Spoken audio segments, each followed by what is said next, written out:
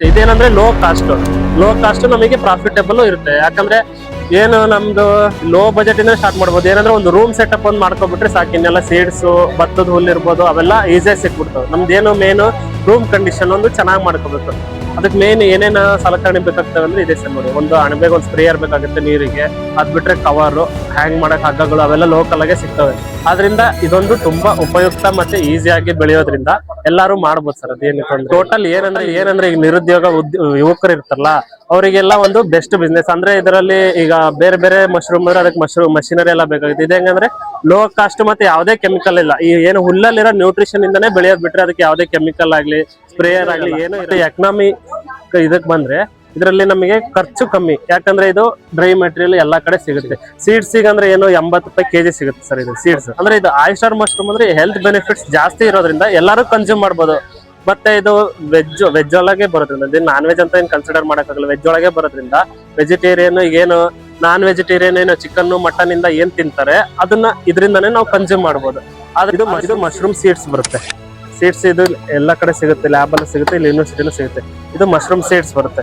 ಈ ಸೀಡ್ಸ್ ನ ಈಗೇನು ಹುಲ್ ಹಾಕ್ತಿವಲ್ಲ, ಒಂದ್ ಲೇಯರ್ ಹುಲ್ಲು ಹಾಕಿದ್ಮೇಲೆ ಸುತ್ತ ಹಾಕ್ಬೇಕಾಗುತ್ತೆ, ಮಧ್ಯ ಹಾಕ್ಬಾರ್ದು. ಸುತ್ತ ಹಾಕಿ ಲೇಯರ್ ಬೈ ಲೇಯರ್, ಈಗ ಒಂದ್ ಲೇಯರ್ ಹುಲ್ಲು ಸುತ್ತ ಮತ್ತೆ ಅಣಬೆ ಬೀಜ, ಒಂದ್ ಲೇಯರ್ ಹುಲ್ಲು ಸುತ್ತ ಅಣಬೆ. ಇಂಪಾರ್ಟೆಂಟ್ ಏನಂದ್ರೆ ಟೆಂಪರೇಚರ್ ಇಂಪಾರ್ಟೆಂಟ್, ಮತ್ತೆ ಎಷ್ಟು ಹೈಜೀನ್ ಮೇಂಟೈನ್ ಮಾಡ್ತೀವಿ ಅಂದ್ರೆ ಈಗ ಒಂದು ಲ್ಯಾಬ್ ತರ ನಾವು ಅದನ್ನ ಟ್ರೀಟ್ ಮಾಡ್ಬೇಕಾಗುತ್ತೆ. ಈಗ ಹೊರಗಡೆಯಿಂದ ಎಲ್ಲಿಂದನೂ ಬಂದಿರ್ತೀವಿ, ಹಾಗೆ ಹೋಗೋದ್ರಿಂದ ಕಂಟಾಮಿನೇಷನ್ ಆಗೋ ಚಾನ್ಸಸ್ ತುಂಬಾ ಇರುತ್ತೆ. ಅದರಿಂದ ಏನಂದ್ರೆ ಒಟ್ಟು ನೀವು ಹೊರಗಡೆ ಒಟ್ಟು ಅಣಬೆ ಶೆಡ್ಡಿಗೆ ಅಥವಾ ಅದ್ರ ಇದಕ್ಕೆ ಕಾಲಿಡ್ತಾ ಇದೀರ ಅಂದ್ರೆ ಆದಷ್ಟು ನೀಟ್ನೆಸ್ ಮೇಂಟೈನ್ ಮಾಡ್ಬೇಕು. ನಮಗೆ 1 ರಿಂದ 1.5 kg ನಮಗೆ ಮಶ್ರೂಮ್ ಈಲ್ಡ್ ಬರುತ್ತೆ.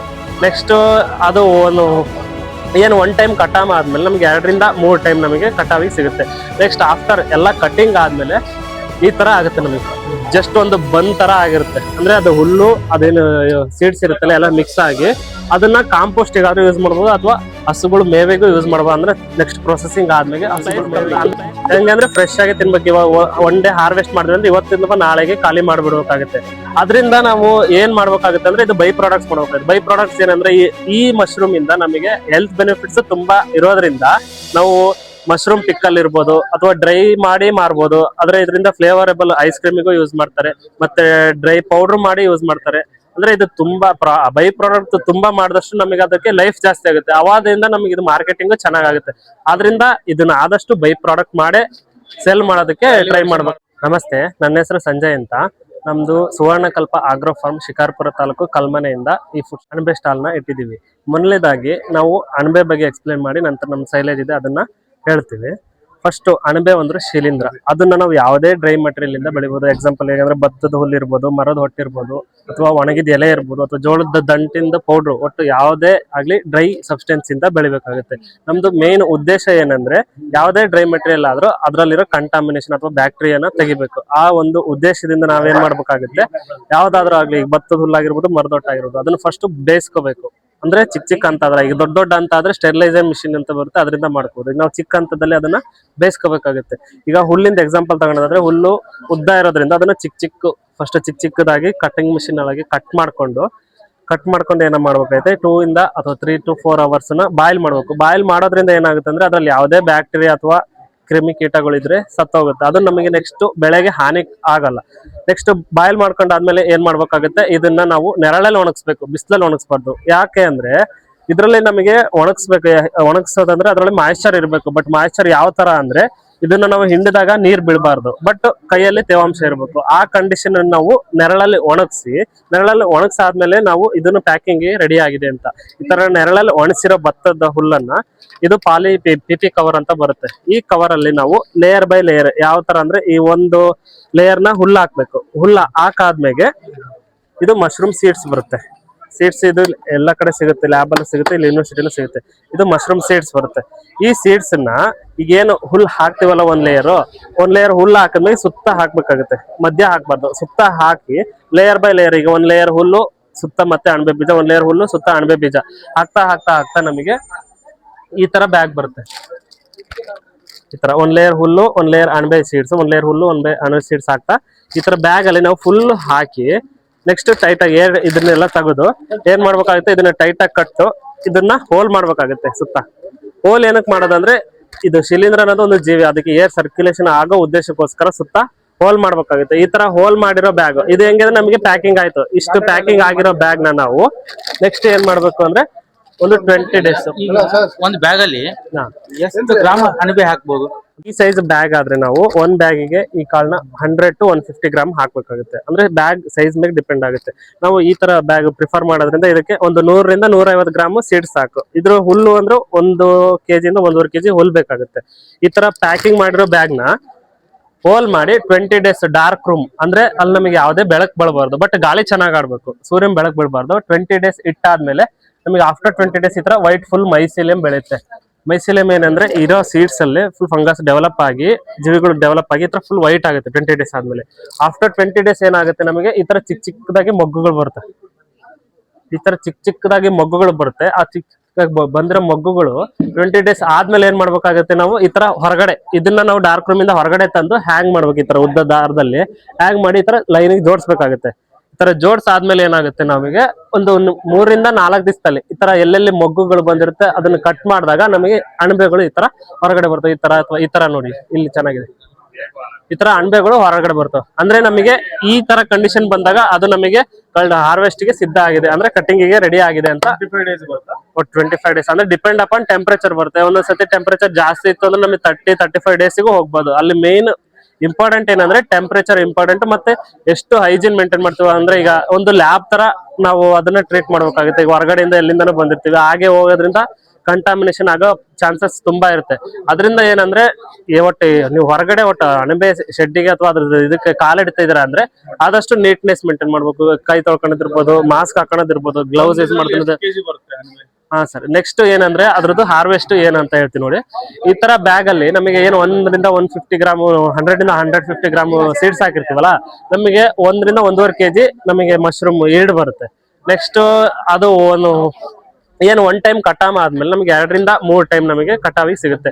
ನೆಕ್ಸ್ಟ್ ಆಫ್ಟರ್ ಎಲ್ಲ ಕಟಿಂಗ್ ಆದ್ಮೇಲೆ ಈ ತರ ಆಗುತ್ತೆ, ನಮಗೆ ಜಸ್ಟ್ ಒಂದು ಬಂದ್ ತರ ಆಗಿರುತ್ತೆ. ಅಂದ್ರೆ ಅದು ಹುಲ್ಲು ಅದೇನು ಸೀಡ್ಸ್ ಇರುತ್ತಲ್ಲ ಎಲ್ಲ ಮಿಕ್ಸ್ ಆಗಿ ಅದನ್ನ ಕಾಂಪೋಸ್ಟ್ ಗಾದ್ರೂ ಯೂಸ್ ಮಾಡ್ಬೋದು, ಅಥವಾ ಹಸುಗಳು ಮೇವೆಗೂ ಯೂಸ್ ಮಾಡ್ಬೋದು. ಅಂದ್ರೆ ನೆಕ್ಸ್ಟ್ ಪ್ರೊಸೆಸಿಂಗ್ ಆದ್ಮೇಲೆ ಹಸುಗಳು ಮೇವೆಗೂ ಯೂಸ್ ಮಾಡ್ಬೋದು. ಅಂದ್ರೆ ನಮಗೆ ಇದರಲ್ಲಿ ಎಕನಾಮಿ ಇದಕ್ ಬಂದ್ರೆ ಇದರಲ್ಲಿ ನಮಗೆ ಖರ್ಚು ಕಮ್ಮಿ, ಯಾಕಂದ್ರೆ ಇದು ಡ್ರೈ ಮೆಟೀರಿಯಲ್ ಎಲ್ಲಾ ಕಡೆ ಸಿಗುತ್ತೆ. ಸೀಡ್ಸ್ ಅಂದ್ರೆ ಏನು 80 ರೂಪಾಯಿ ಕೆಜಿ ಸಿಗುತ್ತೆ ಸರ್. ಇದು ಸೀಡ್ಸ್ ಇದು ಯೂನಿವರ್ಸಿಟಿಲೂ ಸಿಗುತ್ತೆ ಅಥವಾ ಹೊರಗಡೆನೂ ಸಿಗುತ್ತೆ, ಎಲ್ಲಾ ಕಡೆನೂ ಸಿಗುತ್ತೆ ಲ್ಯಾಬ್ ಅಲ್ಲಿ. ಮತ್ತೆ ಈ ಕವರಿಗೂ ಏನು ಅಷ್ಟೊಂದು ಖರ್ಚುಗಳಿಲ್ಲ, ಒಂದು 4 ರಿಂದ 5 ರೂಪಾಯಿ ಬೀಳುತ್ತೆ. ಅಂದ್ರೆ ಇದು ಟೋಟಲ್ ಏನಂದ್ರೆ ಈಗ ನಿರುದ್ಯೋಗ ಯುವಕರು ಇರ್ತಾರಲ್ಲ ಅವರಿಗೆಲ್ಲ ಒಂದು ಬೆಸ್ಟ್ ಬಿಸ್ನೆಸ್. ಅಂದ್ರೆ ಇದರಲ್ಲಿ ಈಗ ಬೇರೆ ಬೇರೆ ಮಶ್ರೂಮ್ ಅಂದ್ರೆ ಅದಕ್ಕೆ ಮಷಿನರಿ ಎಲ್ಲ ಬೇಕಾಗುತ್ತೆ. ಇದು ಹೆಂಗಂದ್ರೆ ಲೋ ಕಾಸ್ಟ್ ಮತ್ತೆ ಯಾವುದೇ ಕೆಮಿಕಲ್ ಇಲ್ಲ. ಈ ಏನು ಹುಲ್ಲಲ್ಲಿರೋ ನ್ಯೂಟ್ರಿಷನ್ ಇಂದಾನೆ ಬೆಳೆಯೋದ್ ಬಿಟ್ರೆ ಅದಕ್ಕೆ ಯಾವುದೇ ಕೆಮಿಕಲ್ ಆಗ್ಲಿ ಸ್ಪ್ರೇಯರ್ ಆಗ್ಲಿ ಏನೂ ಇರಲ್ಲ. ನಾವು ಜಸ್ಟ್ ಅದೇ ಟೆಂಪರೇಚರ್ ಎಲ್ಲಿ ಕಮ್ಮಿ ಆಗುತ್ತೆ, ನಮಗೆ ಡ್ರೈ ಇದೆ ಅಂದ್ರೆ ಒಂದು ಟೆಂಪರೇಚರ್ ಮೆಷಿನ್ ಬೇಕಾದ್ರೆ ಚಿಕ್ಕದೊಂದು, ಅಂದ್ರೆ ಅದು ಹ್ಯೂಮಿಡಿಟಿ ಟೆಂಪರೇಚರ್ ನೋಡೋ ಮಿಷಿನ್ ಇದ್ರೆ ಸಾಕು. ಆದ್ರೆ ಕಮ್ಮಿ ಆಯ್ತು ಅಂದಾಗ ನೀರ್ ಸ್ಪ್ರೇ ಮಾಡ್ಬೇಕು. ಅದರ್ವೈಸ್ ಅದಕ್ಕೆ ನೀರು ಬೇಡ, ಏನು ಬೇಡ. ಜಸ್ಟ್ ಏನಂದ್ರೆ ಅದು ಕೂಲ್ ಮೇಂಟೈನ್ ಮಾಡ್ಬೇಕು, ಹೈಜೀನ್ ಮೇಂಟೈನ್ ಮಾಡ್ಬೇಕು. ಅಂದ್ರೆ ಇದು ನಾವು 250 ರಿಂದ 300 ರೂಪಾಯಿ ಕೆಜಿ ಕೊಡ್ತೀವಿ ಸರ್. ಅಂದ್ರೆ ಫ್ರೆಶ್ ಮಶ್ರೂಮ್. ನೆಕ್ಸ್ಟ್ ಅದೇ ಇದಕ್ಕೆ ಇದ್ರದ್ದು ಮೇನ್ ಪ್ರಾಬ್ಲಮ್ ಅನ್ನೋದಕ್ಕಿಂತ ಡಿಫಾಲ್ಟ್ ಏನು ಅಂದ್ರೆ ಇದ್ರದ್ದು ಲೈಫ್ ಕಮ್ಮಿ. ಹೆಂಗಂದ್ರೆ ಫ್ರೆಶ್ ಆಗಿ ತಿನ್ಬೇಕು. ಇವಾಗ 1 ಡೇ ಹಾರ್ವೆಸ್ಟ್ ಮಾಡಿದ್ರೆ ಅಂದ್ರೆ ಇವತ್ತಿಂದ ನಾಳೆಗೆ ಖಾಲಿ ಮಾಡ್ಬಿಡ್ಬೇಕಾಗುತ್ತೆ. ಅದರಿಂದ ನಾವು ಏನ್ ಮಾಡ್ಬೇಕಾಗುತ್ತೆ ಅಂದ್ರೆ ಇದು ಬೈ ಪ್ರಾಡಕ್ಟ್ಸ್ ಮಾಡ್ಬೇಕಾಗುತ್ತೆ. ಬೈ ಪ್ರಾಡಕ್ಟ್ಸ್ ಏನಂದ್ರೆ ಈ ಮಶ್ರೂಮ್ ಇಂದ ನಮಗೆ ಹೆಲ್ತ್ ಬೆನಿಫಿಟ್ಸ್ ತುಂಬಾ ಇರೋದ್ರಿಂದ ನಾವು ಮಶ್ರೂಮ್ ಪಿಕ್ಕಲ್ ಇರ್ಬೋದು ಅಥವಾ ಡ್ರೈ ಮಾಡಿ ಮಾರ್ಬೋದು. ಆದ್ರೆ ಇದರಿಂದ ಫ್ಲೇವರಬಲ್ ಐಸ್ ಕ್ರೀಮಿಗೂ ಯೂಸ್ ಮಾಡ್ತಾರೆ, ಮತ್ತೆ ಡ್ರೈ ಪೌಡರ್ ಮಾಡಿ ಯೂಸ್ ಮಾಡ್ತಾರೆ. ಅಂದ್ರೆ ಇದು ತುಂಬಾ ಬೈ ಪ್ರಾಡಕ್ಟ್ ತುಂಬಾ ಮಾಡಿದಷ್ಟು ನಮಗೆ ಅದಕ್ಕೆ ಲೈಫ್ ಜಾಸ್ತಿ ಆಗುತ್ತೆ. ಅವಾದ್ರಿಂದ ನಮಗೆ ಇದು ಮಾರ್ಕೆಟಿಂಗ್ ಚೆನ್ನಾಗುತ್ತೆ. ಆದ್ರಿಂದ ಇದನ್ನ ಆದಷ್ಟು ಬೈ ಪ್ರಾಡಕ್ಟ್ ಮಾಡೇ ಸೆಲ್ ಮಾಡೋದಕ್ಕೆ ಟ್ರೈ ಮಾಡ್ಬೇಕಾಗತ್ತೆ. ಬೇರೆ ಅಂದ್ರೆ ಇದರಿಂದ ಬಿಸ್ಕೆಟ್ ಮಾಡ್ಬೋದು, ಐಸ್ ಕ್ರೀಮಿಗೂ ಫ್ಲೇವರ್ ಆಗಿ ಯೂಸ್ ಮಾಡ್ತಾರೆ. ಮತ್ತೆ ಇದು ಪೌಡರ್ ಬರುತ್ತಲ್ಲ, ಆ ಪೌಡರ್ನ ಸೂಪ್ ಮಾಡ್ಕೊಂಡು ಕುಡಿಬಹುದು. ಅಂದ್ರೆ ಇದು ಆಯಿಸ್ಟರ್ ಮಶ್ರೂಮ್ ಅಂದ್ರೆ ಹೆಲ್ತ್ ಬೆನಿಫಿಟ್ಸ್ ಜಾಸ್ತಿ ಇರೋದ್ರಿಂದ ಎಲ್ಲರೂ ಕನ್ಸ್ಯೂಮ್ ಮಾಡ್ಬೋದು. ಮತ್ತೆ ಇದು ವೆಜ್ ಒಳಗೆ ಬರೋದ್ರಿಂದ, ಇದು ನಾನ್ ವೆಜ್ ಅಂತ ಏನ್ ಕನ್ಸಿಡರ್ ಮಾಡಕ್ಕಾಗಲ್ಲ, ವೆಜ್ ಒಳಗೆ ಬರೋದ್ರಿಂದ ವೆಜಿಟೇರಿಯನ್ ಈಗೇನು ನಾನ್ ವೆಜಿಟೇರಿಯನ್ ಏನು ಚಿಕನ್ ಮಟನ್ ಇಂದ ಏನ್ ತಿಂತಾರೆ ಅದನ್ನ ಇದರಿಂದಾನೇ ನಾವು ಕನ್ಸ್ಯೂಮ್ ಮಾಡ್ಬೋದು. ಆದ್ರಿಂದ ಇದ್ರ ಹೆಲ್ತ್ ಬೆನಿಫಿಟ್ಸ್ ಜಾಸ್ತಿ ಇರೋದ್ರಿಂದ, ಮತ್ತೆ ಇನ್ನು ಎಕ್ಸಾಂಪಲ್ ಏನಂದ್ರೆ ಇದನ್ನ ಮನೆಯಲ್ಲೂ ಸಮೇತ ಬೆಳ್ಕೋಬಹುದು, ಈಸಿಯಾಗಿ ಬೆಳ್ಕೋಬಹುದು. ಇದಕ್ಕೆ ಯಾವುದೇ ರೀತಿಯ ರೂಮ್ ಇದು ಆಯಿಸ್ಟರ್ ಅಂತ ಬರುತ್ತೆ ಸರ್. ಅದು ಮಾಡ್ತಾರೆ, ಅಂದ್ರೆ ಅದಕ್ಕೆಲ್ಲ ಪ್ರೊಸೆಸಿಂಗ್ ಜಾಸ್ತಿ ಇರುತ್ತೆ ಸರ್. ಟೆಂಪರೇಚರ್ ಮೇಂಟೈನ್ ಮಾಡ್ಕೋಬೇಕಾಗಿರುತ್ತೆ, ಅದಕ್ಕೆ AC ಬೇಕಾಗುತ್ತೆ. ಅಂದ್ರೆ ಅವು ಏನಂದ್ರೆ ಎಲ್ಲಾ ಮಶ್ರೂಮ್ ಮಾಡ್ಬೋದು, ಕಾಸ್ಟ್ ಜಾಸ್ತಿ. ಇದೇನಂದ್ರೆ ಲೋ ಕಾಸ್ಟ್ ನಮಗೆ ಪ್ರಾಫಿಟೇಬಲ್ ಇರುತ್ತೆ. ಯಾಕಂದ್ರೆ ಏನು ನಮ್ದು ಲೋ ಬಜೆಟ್ ಇಂದ ಸ್ಟಾರ್ಟ್ ಮಾಡ್ಬೋದು. ಏನಂದ್ರೆ ಒಂದು ರೂಮ್ ಸೆಟಪ್ ಒಂದು ಮಾಡ್ಕೊಬಿಟ್ರೆ ಸಾಕು, ಇನ್ನೆಲ್ಲ ಸೀಡ್ಸ್ ಭತ್ತದ ಹುಲ್ಲು ಇರ್ಬೋದು ಅವೆಲ್ಲ ಈಸಿಯಾಗಿ ಸಿಕ್ಬಿಡ್ತಾವೆ. ನಮ್ದೇನು ಮೇನ್ ರೂಮ್ ಕಂಡೀಷನ್ ಒಂದು ಚೆನ್ನಾಗಿ ಮಾಡ್ಕೋಬೇಕು. ಅದಕ್ಕೆ ಮೇನ್ ಏನೇನ ಸಲಕರಣೆ ಬೇಕಾಗ್ತವೆ ಅಂದ್ರೆ ಇದೆ ಸರ್ ನೋಡಿ, ಒಂದು ಅಣಬೆಗೆ ಒಂದು ಸ್ಪ್ರೇಯರ್ ಬೇಕಾಗುತ್ತೆ ನೀರಿಗೆ, ಅದ್ ಬಿಟ್ರೆ ಕವರ್, ಹ್ಯಾಂಗ್ ಮಾಡಕ್ ಹಗ್ಗಗಳು ಅವೆಲ್ಲ ಲೋಕಲ್ ಆಗಿ ಸಿಗ್ತವೆ. ಆದ್ರಿಂದ ಇದೊಂದು ತುಂಬಾ ಉಪಯುಕ್ತ ಮತ್ತೆ ಈಸಿಯಾಗಿ ಬೆಳೆಯೋದ್ರಿಂದ ಎಲ್ಲಾರು ಮಾಡ್ಬೋದು ಸರ್, ಅದೇನು ತೊಂದ್ರೆ ಇಲ್ಲ. ಟೆಂಪರೇಚರ್ ಕಮ್ಮಿ ಇದ್ರೆ ಬೇಗ ಇವಾಗ ಮಶ್ರೂಮ್ ಆಯ್ತು, ಇದೇ ತರನೇ ನಾವು ದನಗಳಿಗೂ ಒಂದು ಪ್ರಿಸರ್ವೇಟಿವ್ ಅಂತ ಅನ್ನಂಗಿಲ್ಲ, ಒಂದು ಹೆಂಗೆ ಅಂದ್ರೆ ಈಗ ವರ್ಷ ಪೂರ್ತಿ ನಮಗೆ ಮೇವು ಸಿಗಲ್ಲ. ಈಗ ಮೇನ್ ಹೈನುಗಾರಿಕೆ ಇರ್ಬೋದು, ಕುರಿ ಸಾಗಾಣಿಕೆ, ಕೋಳಿ ಸಾಗಾಣಿಕೆ, ಅಲ್ಲಿ ಮೇನ್ ನಮಗೆ ಖರ್ಚು ಅಥವಾ ದೊಡ್ಡ ಖರ್ಚು ಹೋಗದೆ ಮೇವಿನ ಪಾರ್ಟ್ ಅಲ್ಲಿ. ಆ ತರ ನಾವೀಗ ವರ್ಷ ಪೂರ್ತಿ ನಮಗೆ ಮೇವು ಸಿಗಲ್ಲ, ಹಸಿರು ಮೇವು ಸಿಗಲ್ಲ. ಅದರಿಂದ ಈ ಜೋಳಗಳು ಬರ್ತಾವಲ್ಲ, ಮೆಕ್ಕೆಜೋಳನ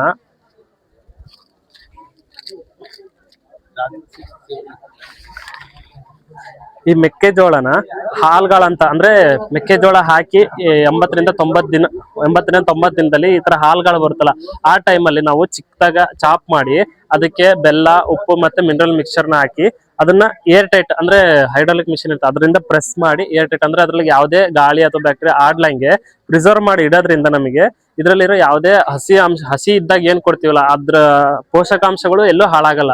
ಮತ್ತೆ ಈ ಫುಡ್ ನ ನಾವು 6 ತಿಂಗಳಿಂದ ವರ್ಷದ ತನಕನು ಪ್ರಿಸರ್ವ್ ಮಾಡಿ ಇಟ್ಕೊಂಡ್ರು ಏನೂ ಆಗಲ್ಲ. ಇದರಿಂದ ನಮಗೆ ಯೂಸ್ ಏನಾಗುತ್ತೆ ಅಂದ್ರೆ ಈಗ ಹೈನುಗಾರಿಕೆ ಇರ್ಬೋದು, ಕುರಿ ಸಾಗಾಣಿಕೆ, ಅದರಲ್ಲಿ ಮೇನ್ ನಮಗೆ ಕಷ್ಟ ಬರದೆ ಮೇವಿಂದ. ಈಗ ಮನೇಲಿ ಹೈನುಗಾರಿಕೆ ಮಾಡ್ತಿದ್ರೆ ಹೊರಗಡೆ ಹೋಗಿ ಹುಲ್ ತರಬೇಕು, ಅದಕ್ಕೋಸ್ಕರನೇ ಒಬ್ರು ಆಳ್ ಇಡ್ಬೇಕಾಗುತ್ತೆ. ಮತ್ತೆ ಹುಲ್ ತರೋದಂದ್ರೆ ಈಗ ಗಂಡ್ ಮಕ್ಳು ಹೋಗ್ಬೇಕು, ಹೆಣ್ಮಕ್ಳೆಲ್ಲ ತರೋದಕ್ಕಾಗಲ್ಲ.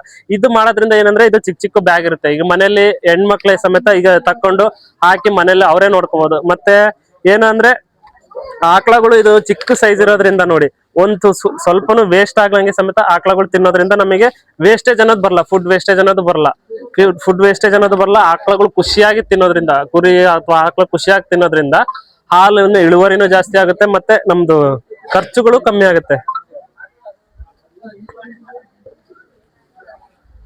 ಈ ತರ ಇರುತ್ತೆ ನೋಡಿ.